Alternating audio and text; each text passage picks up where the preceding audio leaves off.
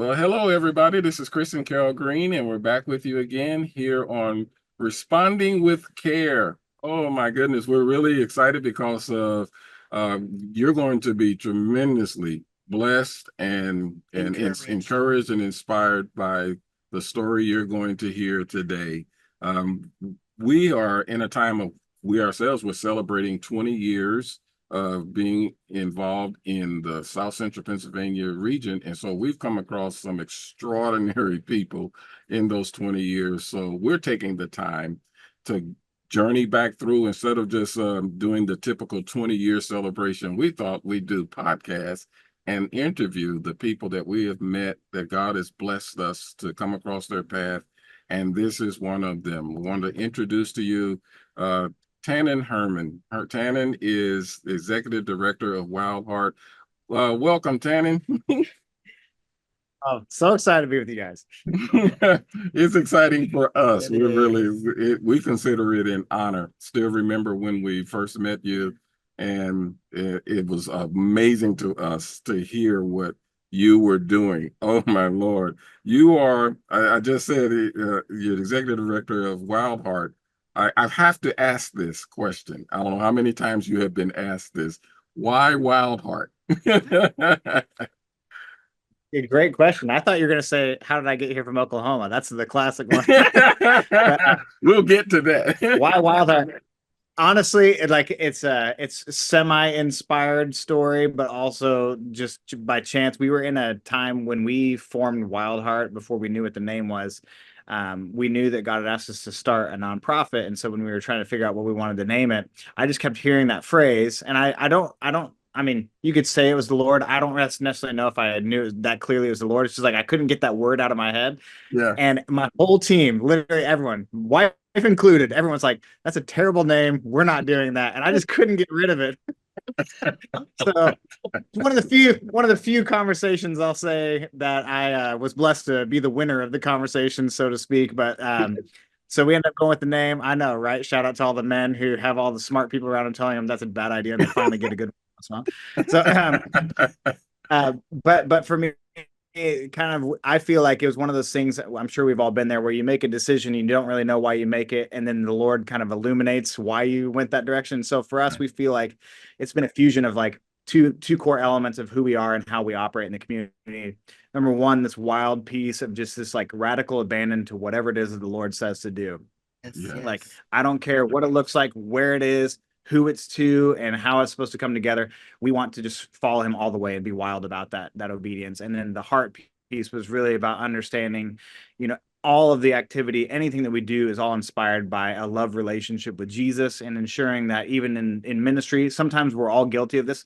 We get so busy with the doing piece, we forget that it's a people thing. Like everything any activity I'm engaged in is meant to go from the heart of God to my heart to other hearts. So it's about this like an alignment piece. And so we feel like the Lord kind of opened that up to us after we chose the name, and we were like, "Oh, I like that. That actually feels good." So we kind of just stuck with it since. Yes. Oh, that is excellent. And now I'll ask you, how in the world did you get from I knew it was Oklahoma coming. to Pennsylvania? It's coming. And just go ahead and just share with us when did you move here, and Yeah. just give So so I've been here about half the amount of time that you guys have been to Central PA. We moved here in 2013, 2 years actually after my wife and I got married. So we're celebrating. We just celebrated rather 13 years married in March, which is exciting. it. I know, right? I'm one of those guys. I love some of my favorite stories is when people are like, "We've been married 50 years, 60 years." I mean, like in this day and age, without going off on a huge tangent, to me, those are the real miracles happening all around us, is when people stay married, you know? Yeah. So So we're hallelujah. 43. We're 43 years in, Come so on, there we go. we're All still a right, so you little got 30 years out. Come on, that's awesome. So we were newly married, and a friend of ours, Sean, had a ministry called Burn 24/7 that Oh, we had kind of been loosely associated with. And so he invited us to come and move here to work with him. And that ministry wasn't really rooted in central Pennsylvania, it just happened to be where he lived. okay. So we moved up here to be in proximity to him. It's really had an impact all over the globe. And the irony of the story, it was a divine bait and switch moment where we moved here, and a year and a half later, Sean and the whole ministry said, "Peace out, we're moving," and they left to California. And so the whole reason for us making this transition just disappeared in front of us. And it was in that time is when we felt like the Lord. This is going back even to the name of Wild Heart. It was like the Yeah. Lord's like, "I told you to move to Harrisburg. Your friend was what you used to justify that reason. Like, I have a plan for you here." And Yeah. so when they left, it was a very vulnerable thing for us because we had no friends, no network, no connections really, but we just felt like the Lord said, "I want you to go all in and be in this community, serve these people. These are my people. I want to share them with you." And so it's just been this journey of uh like a real deal, like leaving all of our land of comfort and familiarity and creating a new home and starting a new family. Now I have three little girls, and this is all they've ever known. They were all born here in Harrisburg. So it's just it is a crazy thing. And then I'll just say as a funny aside, my mom went on a genealogy tour, over the past Mhm. few years and discovered that my family first arrived to the United States in Pennsylvania and Oh helped my. helped to found Lancaster County. So it's just kind of this like crazy full circle moment, Oh my. Yes.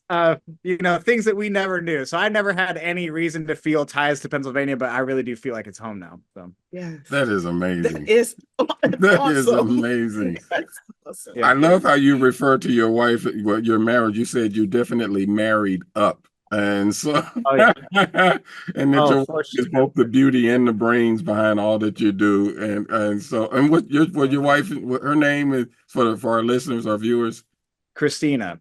So my wife is the firecracker of all firecrackers, go getter, most determined individual I've ever met. And I think that as a husband, that can be a very daunting thing when you have a very strong woman that you're married to. But for me, it has been a wild ride of when my wife hears from the Lord, Yeah. like I have no doubts that like that's the direction we're going, like Yeah. buckle in, here we go. And I have watched her weather some incredible storms through all the work that we've even gone through here, just because of how God has wired her to be. So I do tease about that. She's both the beauty and the brains. I mean, a lot of what we do, God's really given her a gift of being very strategic and seeing things very prophetically, understanding how things should work together, which a lot of times I think in ministry we get lost about how that can translate to the real world, but very like incredible systems thinker and what I think is probably perhaps one of her best gifts is seeing people for who they are and making sure they're in the right places to have maximum impact. And so that's been a joy of that too, is just like sharing our lives with people who come and work with us and making people feel seen, even through the gifts of administration and leadership. So it's really incredible. I love my wife. I'm a big fan. Yes. I love it. I love that description. And so on that, that's a perfect segue. So just tell us a bit about Wild Heart. I mean, you have a lot of things happening. The Harrisburg Community Development Corporation, the Love to Heal projects, the Hill Farm. We'll just break that down for everyone that's watching. What all of those are and what's that? Yeah, there are so many things happening now, and I guess I'll just go back to how it all got started. But when we moved here, I'm a learner by nature, so for those who are familiar with Central Pennsylvania, they'll find the comedy of the story. So our friend Sean, who invited us, he lived in Camp Hill, and the phone call went something like, "Hey, I found a place for you guys right across the river from me in a spot called Allison Hill. Whenever you're ready to move here, let us know." Obviously, for people who know the area, those are two very, very different worlds. Yes. Here I was thinking like, oh, just across the river. And for those of us who live here, we now know that river is about 1,000 miles wide. Yeah. So, Yeah. so I didn't know any of those dynamics until Yep. I moved in, and now discovering where we are and what we got ourselves into is quite the adventure. But I didn't realize at that time when we moved here in 2013, Harrisburg was actually the 25th most dangerous city in the United States. Had number 10 on murders inside of the United States as well as far as per capita. Really just rough spot. And you we moved right in experienced the that. middle of that. You I moved moved right right in into the the middle middle of of it. that. Yeah. And that's why I had to learn is because we moved in and gunshots were heard the first night that we lived here. And I was not expecting that. It didn't scare me per se. It just was not my expectations of what we had gotten ourselves into. And so in that transition, when our friend left and moved to California, we really felt like the Lord said, "I brought you here. I want you to be here and to adopt this place as your home." And so we really were very much inspired by the parable of the treasure hidden in the field. We felt like the Lord said, Your neighbors in the hill are a treasure that people overlook because it's covered in filth. And if you would just do the work of uncovering the treasure, people will see the value that's there. And so we did exactly as the guy in the parable. We bought the house that we live in right now because we're like, we need to buy the field. We need to commit. We need to say that we're here forever. We're not looking for a plan B or an out. We need to say this is home. Yes. So we did. It was a crazy miracle story. I'll give like some real quick highlights. We ended up doing this miracle social media fundraising campaign and raised $132,000 in 4 weeks on Facebook. Bought this historic mansion inside of Allison Hill for $100,000 cash. 18 bedroom, 15 bathroom house. I mean, it's all crazy. And that kind of began like our story of making this place our home. And so now all of what we do operates out of here. I live here with my family on the 3rd floor, and we share all the rest of the space with teams and staff and students and interns. So for anybody watching, be like, what's that guy need that big old house for? Trust me, we keep a very small portion of it to ourselves, and we share everything else. That's true. And we've been there, so we can Yes. tell you It's that's true. absolutely what they do. So yeah, when people are like, man, what he's got that big house, like not really though. Like we're very generous with the whole space, and I love it. I love flipping the idea of a mansion upside down on its head. Of instead of it being a fortress to protect ourselves, it's become like a community center where everybody's welcome in to really experience what we feel like God's given us to share. So the way that we got started and the work that we do, to try to summarize, is in that parable of seeing that the treasure had been hidden. We felt like the Lord was inviting us to go and clean up, and a lot of that was actually in response to conversations we were having with our neighbors, because we were asking them, like, if we're going to stay here, what can we really do to help? And the one thing they kept pointing us back to, which I think the reason I kept asking the question is I didn't like the answer I was getting, because I knew that it was not what I was signing up to do. But they kept saying, we know where to get help with food and clothes and rent and bills and all the jobs, all that stuff.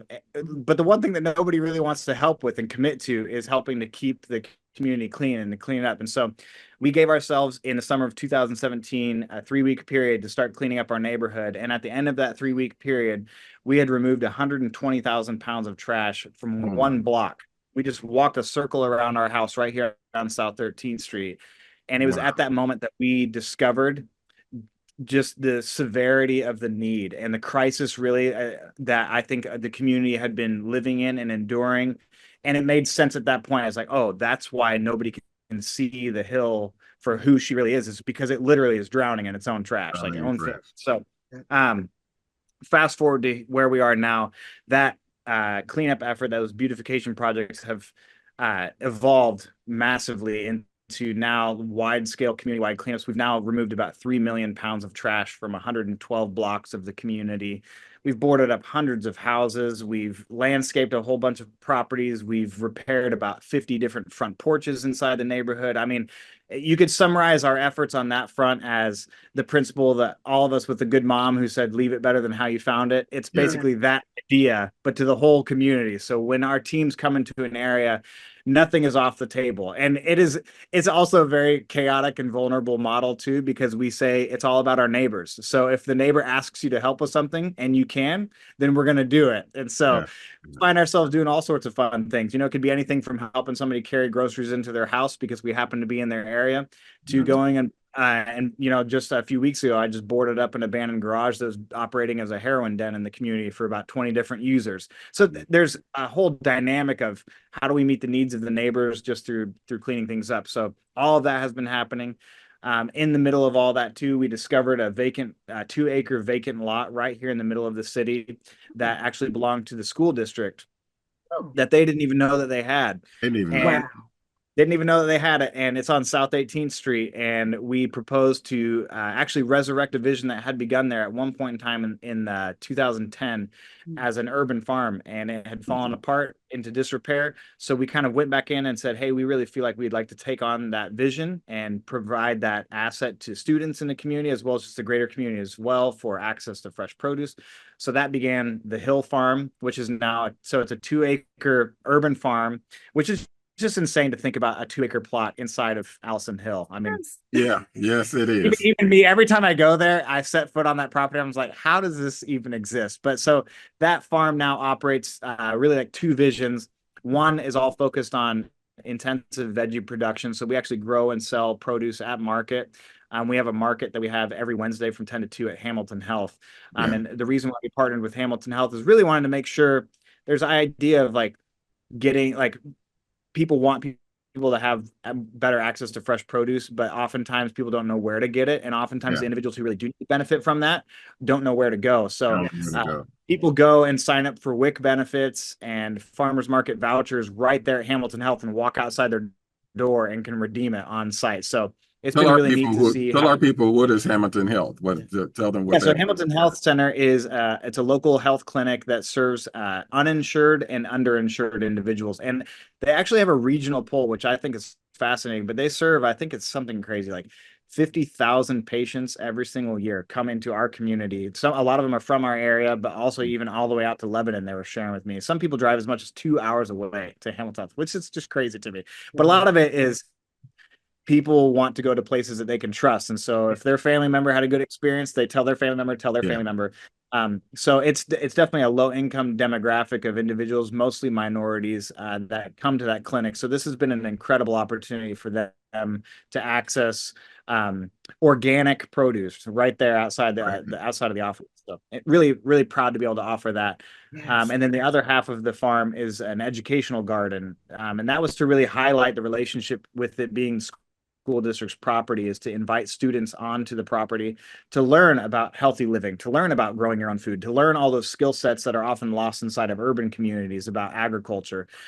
So excited to have that. We're already having a bunch of like field trips and outdoor classroom activities and all sorts of fun things that are happening there all the time. In fact, right now we're hosting a youth summer camp there, where a big part of what they're doing is just utilizing the space to be outside, which for people who are disconnected from the need for that, like people in our community need to be outside more and in a good, healthy, supervised way, you know? Yes. So excited for that. And then the last thing that we really ventured into as well through our cleanup efforts is we always felt that through beautification, it was a very good, necessary, and important work, but we wanted to really invest our time and energy into something that we knew would be long-term sustainable. And so really the best way to do that is to protect or develop assets in the community that are relevant to the needs. And so the need for affordable housing is outrageous inside the Hill, the city, but honestly, nationwide. It's just a crisis, access to affordable housing. So we decided to take a stab at making our mark on what does it look like to provide that need for our neighbors as well. For people unfamiliar with the Hill,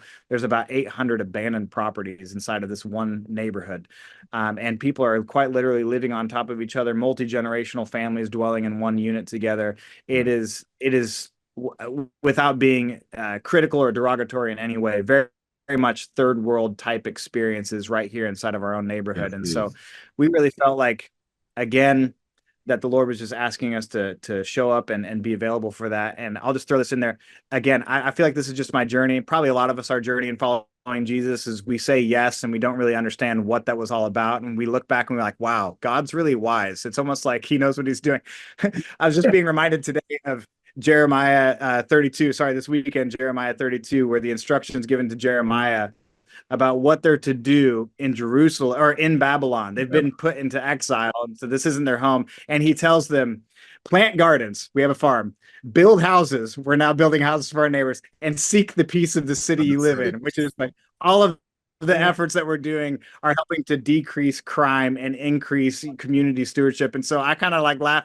That was never what we set out to do, but it's always good. Like if you don't know every single scripture, don't worry. If you're following the guy who wrote the book, he'll lead you in the right way. So that's been this like fun part of our story is like, oh my gosh, we're doing the thing. Like this is what Jesus has asked us to do. So it's been an incredible journey. And obviously you can tell I love what we do. Like it's a lot of hard work. But I love it because I feel like every opportunity that I get to love someone else, I experience the joy of what it means to really be transformed into the image of Jesus. And that can be trying for sure. And it can be difficult, especially when some people are very hard to love. But you start realizing the really lasting impact that it has on you as a person when you learn how to just love unconditionally as best as you can, with a lot of loads of mercy, grace, patience, all the things that come.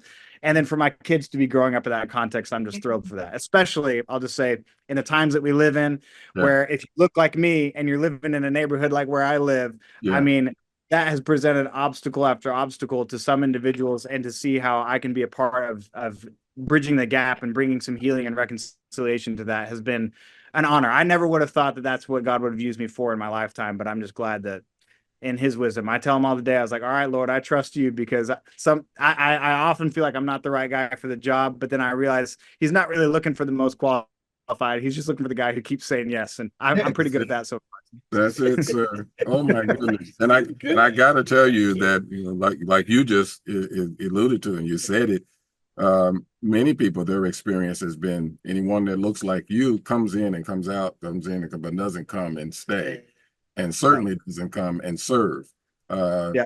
I remember talking with a pastor who said he had a real problem with that happening. He said the tendency to come in with a Superman cape instead of coming in with an apron to serve. And so I just, man, you just turned things so much around. And we met you in the midst of, I think, some collaborative efforts with other organizations and groups who were trying to help with kids in the community and doing things in the summertime. And so that's how we connected with you.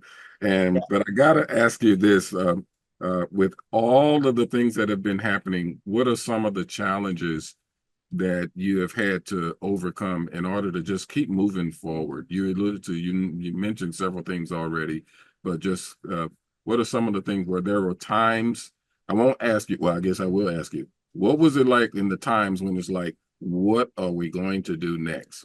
How are we going to move forward from this? Go ahead.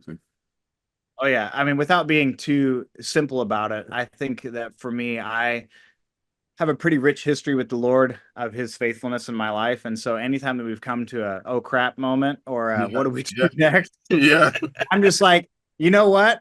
If there's anything I have comfort in, is knowing that these are very temporary experiences, like, and I said temporary in the sense of not my own timeline, but I know that the Lord's not just going to abandon me and say, like, you messed up. Like, that's it.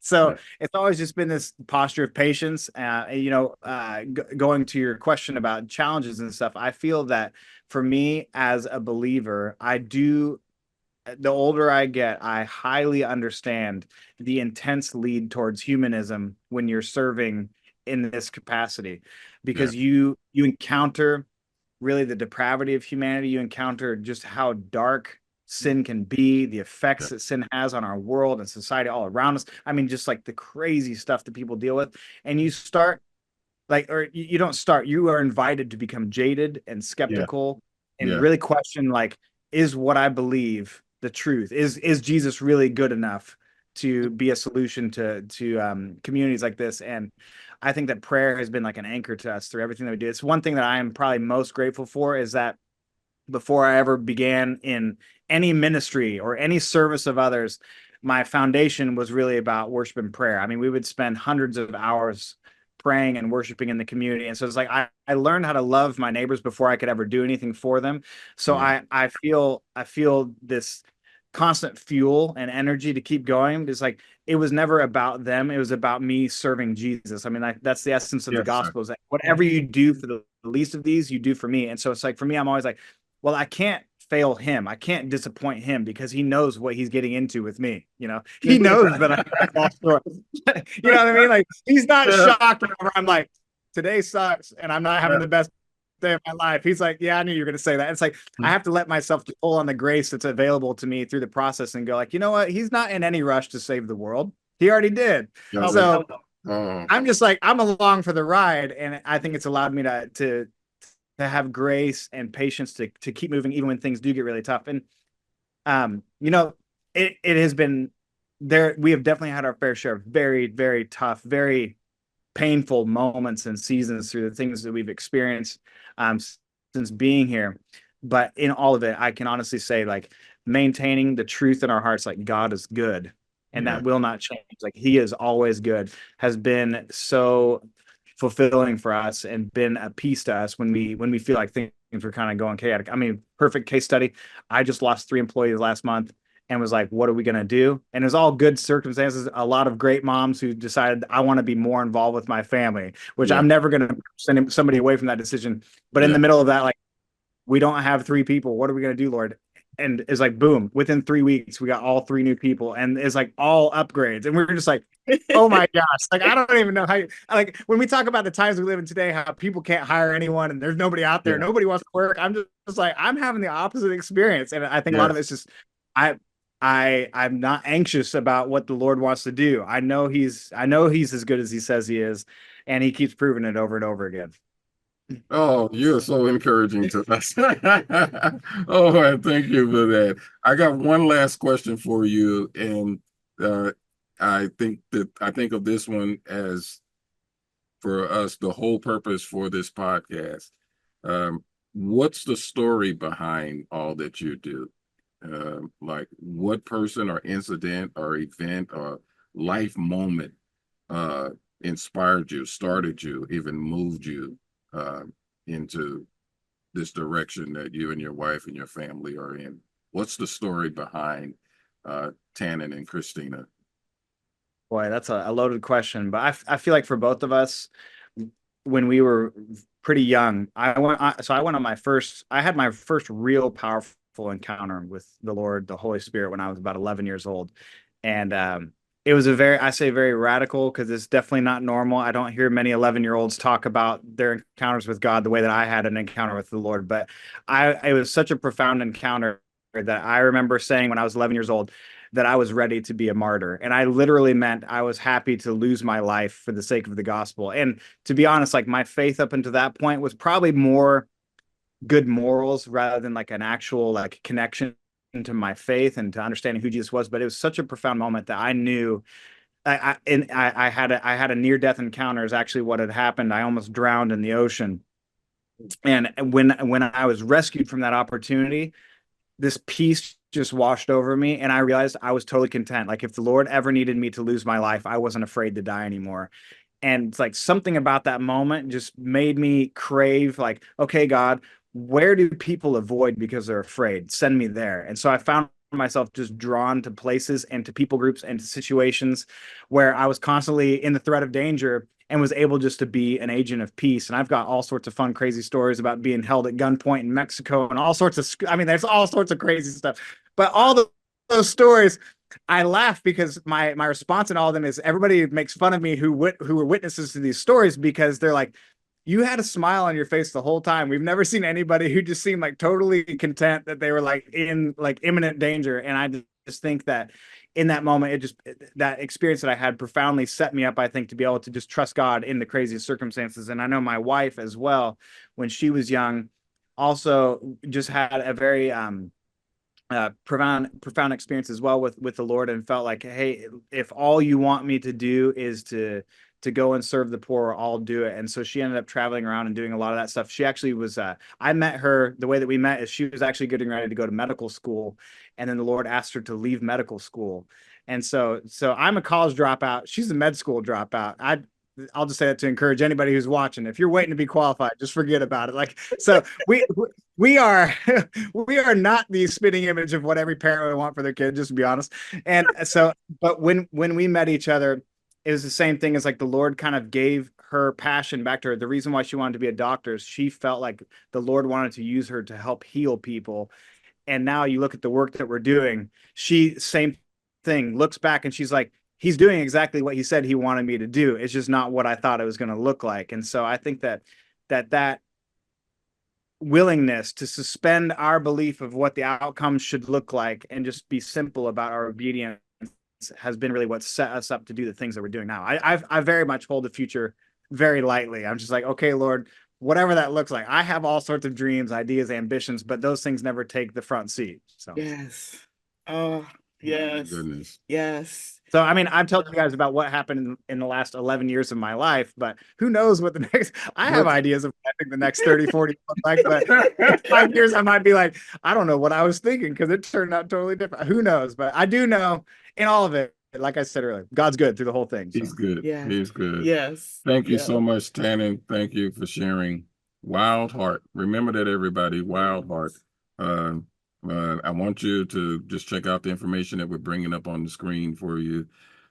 You have got to not just contact, but we want you to really consider stepping in, rolling up your sleeves and joining in with Wild Heart. At lovethehillpa.com and Yep. contact at wildheartministries.net. And the phone number's on the screen where you can reach them, reach Tannon. This is not just um, I call this a deployment. This is a great place to deploy your young people, your young adults, those that are really thinking about what they're going to do with their lives and following the Lord. It is a great place for them to really find out what ministry really is. Yeah, Yes. what it really is. Also, they'll get It's a true. chance to go outside. Yeah. Yeah. Most of what we do is outside. So Yeah, I'm also, I don't want to leave without actually mentioning that something that's special that you guys do. You actually have times of praise and worship at the mansion. Tell us Yes. about that. yeah, we do. We host gatherings called Mondays at the Mansion. They happen on Monday evenings. Right now, it's once a month on Mondays. You can find that on our website when our next ones are. But the whole purpose of those gatherings is just to maintain that foundation of how everything got started. We want to make sure that we are gathering to worship and to pray and to lift up our community before the Lord in prayer. Because regardless of all the things that we can do on our own, like prayer will always accomplish more. Like 100%. So I always try to remind myself who's the real leader of the project, whose job it really is to get things done, so that I never think too highly of myself and I just, cast my burdens off before I start thinking that there's too many things on my plate. So, All right.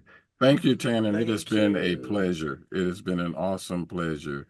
no, I love you guys. And if I could end by saying, perhaps one of the greatest blessings you guys have been to me and to Christina in our journey is I was thinking the gift of hospitality. You guys were like early adopters to us, where people, you mentioned pastors having thoughts like that. That's not just pastors, that's a lot of people, all over the area. And although my wife is Hispanic, she's got a lighter skin color, so she often gets lumped into the white category. But I think for us, it's always been a huge blessing. People who just saw us for who we are, looked past the color of our skin, and said like, "Oh wow, like you're really trying to serve," and that has been a huge encouragement to us along the way of just maintaining a purity of heart of like not always feeling like we got to explain ourselves to anybody. So I appreciate you guys and thank you for that. Oh, God bless you, bless you sir. all. We All love right. you. We love you. We love Love you, you. man. Love your family. All right. God bless. And we'll see you guys next time when we get together on Responding with Care. And it's just been great. God bless you guys.